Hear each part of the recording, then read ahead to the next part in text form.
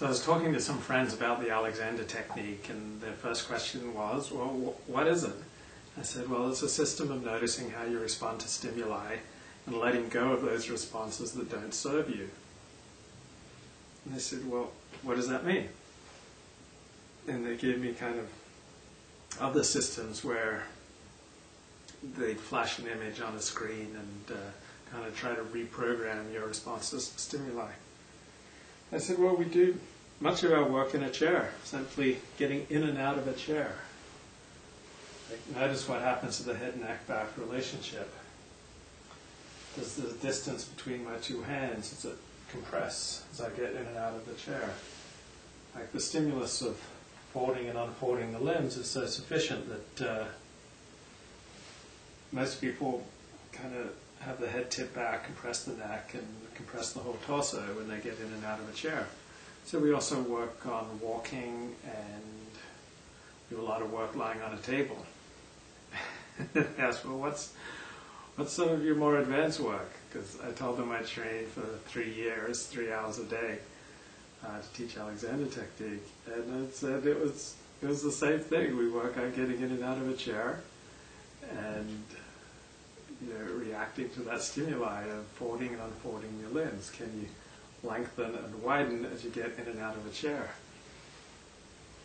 So I just realized then, like how ridiculous that sounded. Like for 3 years, getting in and out of a chair. That's what we're working on. And but as well as my teachers said, almost everything you need to know about the Alexander technique, you can learn getting in and out of a chair. So the stimulus is folding and unfolding your limbs, and then learning to lengthen and widen even as you're going down in space, because the habitual tendency, particularly for those of us in the Western world who sit a lot in chairs, is to kind of compress as you're coming down. And so in Alexander technique, you're learning to lengthen the torso to widen, even if it's just like a centimeter. It makes a big difference to how you feel and your ease of movement.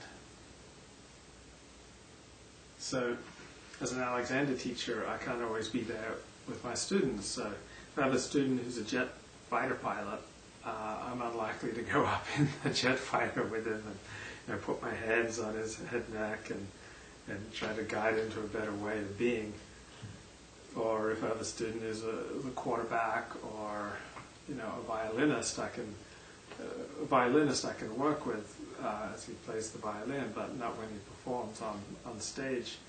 But still, almost everything that I want to teach him, I can teach him, just as we learn to get in and out of the chair. Because if he can learn to lengthen and widen as he gets in and out of the chair, and learn to not tip his head back and compress his neck as he responds to that stimulus of folding and unfolding the limbs, then he can take that improved use and those habits of lengthening and widening in reaction to a stimulus and take it into whatever activity he wants. So one of my favorite definitions of the Alexander technique is learning to expand into activity.